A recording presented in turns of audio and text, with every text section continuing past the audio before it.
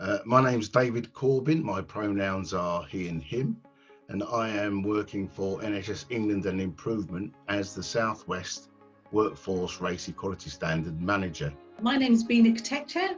I'm Associate Director of Systems Leadership and Organisational Development, and I work for the Leicester, Leicestershire and Rutland Integrated Care System.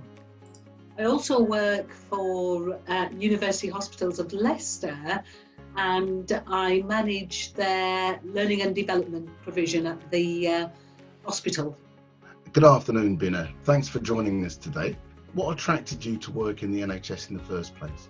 I was actually working in a private training provider, and this was in Lancashire, and visited my nan in hospital in Leicester, and having seen the standard of care and compassion, I was really attracted to the organisation, and hence why I applied to join the NHS and University Hospitals of Leicester. How has the NHS supported you to grow and develop in your career to get to this point? Lots of opportunities to develop and grow. I've had the opportunity to work on different programmes and projects and initiatives. I've had support in terms of development. So whilst I've been at hospitals, I've done my masters, I've done lots of other training and development. And I think it's the experience you get in your job that gives you the confidence. And that's been hugely valuable in supporting me to progress. With all that experience and training that you have, what are the different roles you've had along the way? When I joined the NHS, I was appointed as a Senior Training and Development Manager, and subsequently I moved into Organisational Development, and I was able to take on a role as Deputy Director of Learning and Organisational Development.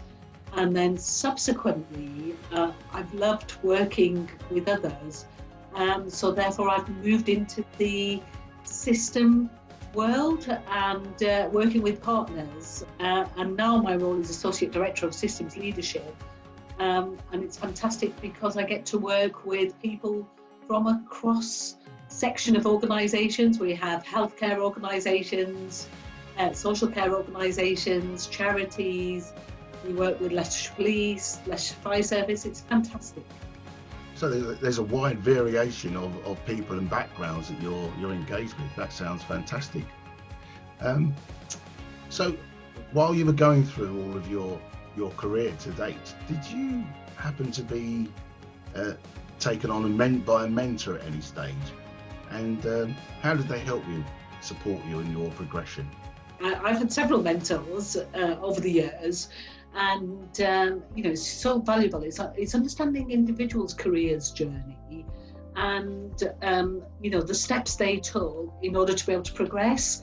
And it's really useful to kind of work through challenges, experiences, and get a different perspective. And therefore, that mentoring has always been really, really valuable. I also think I've been very fortunate. The mentors I've had over the years, they've also acted as my champion and helped me with kind of getting exposure to different settings and some guidance and direction, which has been hugely valuable.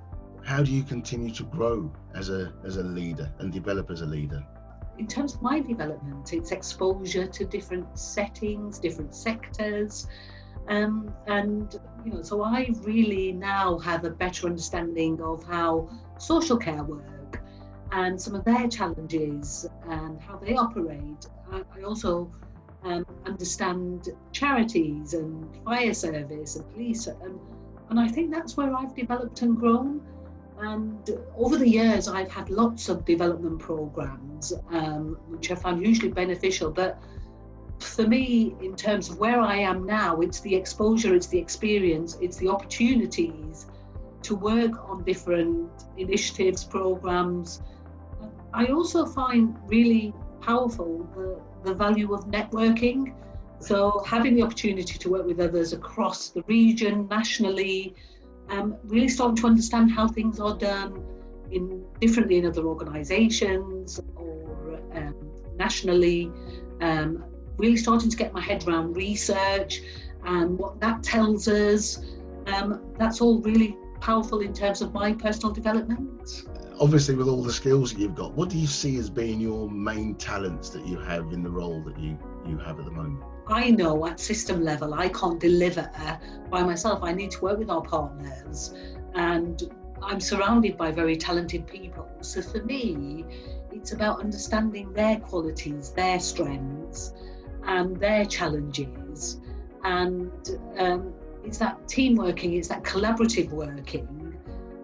That's what's hugely beneficial in terms of my success. And I recognise that in my role, you've got to be really good at listening, and it's that active listening without being judgmental, so that you really start to understand what it's like in different environments, in order to be able to really drive what we need to at system level. And I think that kind of links to building trust and strong relationships with understanding. So you talked about some mentors that you've had along the way. Who have you got your inspiration from in that journey that you've had into the NHS? I have to say I've got my inspiration from my younger sister and Lena. A couple of years ago, we identified that she was diagnosed with cancer, and she's my inspiration. Her positivity, her attitude, her energy, her focus. I've learned so much from her, and I'm so inspired by her because she's had a really, really difficult journey, but the way she's taken ownership and really remained positive during very challenging times, it's nothing less than inspirational. I'm so impressed. What advice would you share to people aspiring to be leaders in the NHS? For me, it's about believing in yourself. And I was just talking to somebody recently, you don't have to have it all mapped out. And in my team, I've got some young team members who are so talented and very much our future. But and they're uncomfortable with having a blank page, but it's absolutely fine. You don't have to say, well, I'm actually going to be chief exec in 10 years. Just take things as they come, and you've got to recognise where your strengths are, what you enjoy, what motivates you, and really focus on that, and you believe in yourself, and I think that carries you along the way. I think you've really got to recognise where are your strengths, where are you motivated, and really kind of map out where that can take you. But until you have the experience, until you kind of grasp those opportunities that present, you'll never know. You've just got to have a go and see where it takes you. We shouldn't be risk averse, I think, with our careers. You should give it a go. You don't know. Give it a go. If you were to look back, what two things would you advise yourself at the start of your career? I think one is about you don't need to have it mapped out. You don't need to have your career mapped out, and give it a go. It's going back to that. And then I think the second thing is about really focus on yourself. It's okay to focus on yourself, and really start to understand your needs, your desires, what you're good at, and really concentrate on building on that. Really focus on your strengths, and make sure you find opportunities to showcase them. And while all this work is quite demanding, how have you maintained your own health and well-being? For me, it's about having time to think things through. So I'm a reflector, and it's really useful sometimes just at the end of the day to just kind of work through what you've experienced during the day, and just kind of some time to process some of that, and I find that really useful in terms of my health and well-being. I also enjoy walking, and and that's been nice as well, because it's just having something different to focus on Yeah. And at the same time, it's about keeping yourself healthy. What's the most important risk that you've taken, and why did you take that risk? I have to say, it was joining the NHS, I was actually working in training and development, and we lived in Lancashire, and we wanted to move to the Midlands, and I just thought, well, actually, I want to try something different, and I want to try a different sector. You know, having worked in learning and development in the private sector, it was a risk. It was, well, actually, how am I going to kind of fit in to this very different environment? But I have to say, once I arrived and once I've started to work for the NHS, I would never want to go back to the private sector. So it's really interesting where you end up. For many people who are thinking about the NHS as a career, they won't always see that there's so many transferable skills that are from outside in the private sector that are being used on a regular basis inside the NHS.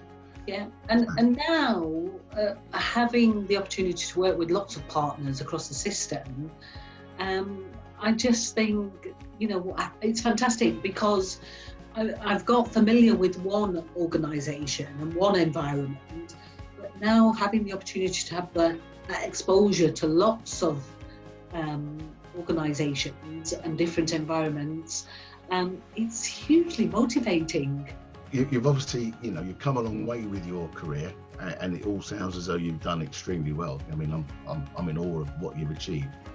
But what are the challenges that you've faced along that journey, and how have you overcome those? Yeah, I think just family-wise, I talked to you about, so over the years we've had ill health. COVID has been a huge challenge. The work that we've been doing, how we've actually been interacting, having to learn different ways of doing things. There's been lots of challenges over more recent years. So as well as that family illness, which is hugely challenging, as well as that COVID and having to work in a very, very different way, radically different way, these are some of the real challenges that I've experienced. Yeah, and I would thank you very much, and all of your colleagues, for all the work you've done through COVID, because I think the NHS has been amazing the way that it's responded to something that it's never seen before, and hopefully, touch wood, we never see again. And it's still, the repercussions of that are still around us today. So the last question that I was going to ask you is, what advice would you give to employees from marginal communities and on how they can achieve some of the successes that you've had in getting to senior roles in the NHS? What would be the advice to those people? It's about going for it. I think you and I've touched on this already, David. It's go for it and believe in yourself and create those opportunities that will help you along the way, and make sure you've got the right support network around you along the journey. That sounds right. That sounds right. Make sure. I mean, I'm one for going for it myself. I don't normally stop at anything. So, give it a go. Give it a go and see. And actually, don't be afraid to fail, I think, is the other thing. Give it a go. And if it doesn't feel right and it doesn't suit, then you can always change. Unless you have a goal, you'll never know, will you? And one of the things that I believe is that if it's possible for one, it's possible for you. And it's just belief in yourself, isn't it? Thank you very much. That's the end of the questions I've got for you today. I'll thank you for your time. Thank you so much. No, thank you. Thank you, and thank you for all you do. Oh, thank you.